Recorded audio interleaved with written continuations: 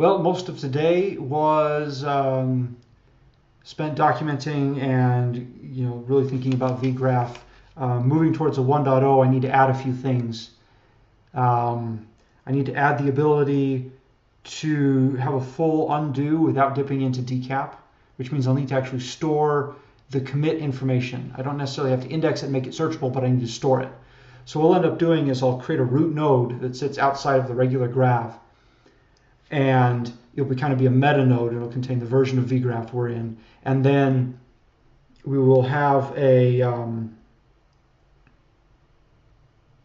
commit nodes. So it'll point to the first commit, which will point to the second commit, third commit, and so on. And then the meta will also point to the last commit, or the last commit will point to the meta node, and then we'll be able to handle essentially undoing and redoing. But to do a full undo and redo, I'm going to have to actually change the commit.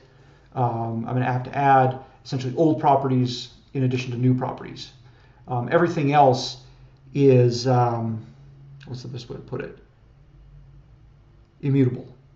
Your ID and your label, that stuff is immutable, but properties are the only thing we need to version and keep track of when we do updates.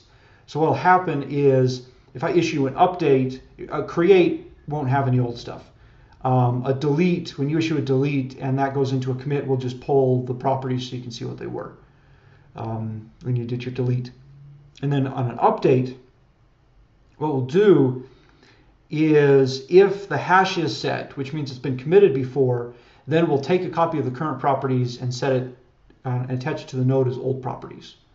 And then we'll continue just modifying properties there. And that way we only take the hit when we first touch something that's a change, and we'll be able to get the full history, and then we'll be able to do a full rollback.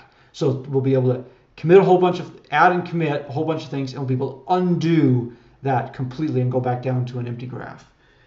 Yeah, we'll also have the have a log capability, so you'll be able to say vgraph.log, and then you'll be able to see what the log was.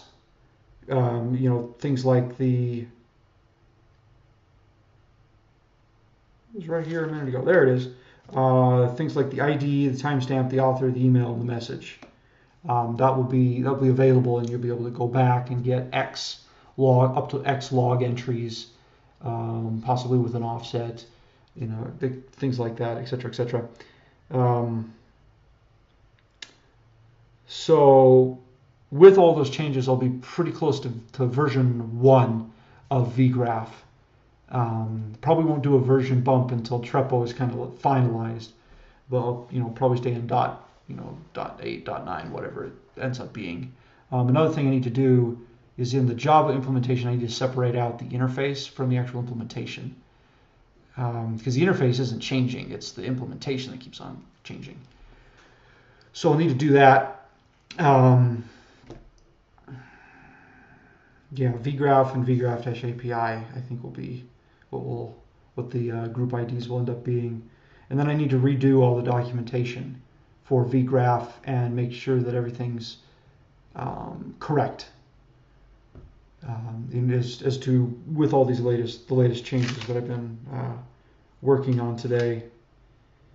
So, there's one other thing. I'm now going to enforce order such that if you commit, if you want to patch, the patch in the commit has to match your last commit,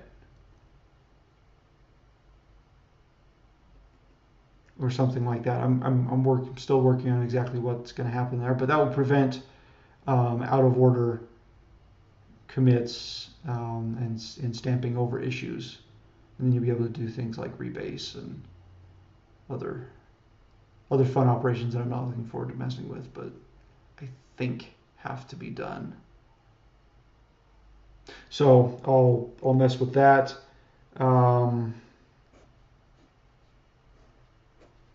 That's pretty much it for today. I indulged in a run, which is why I'm in my running shirt, or running clothes, I should say.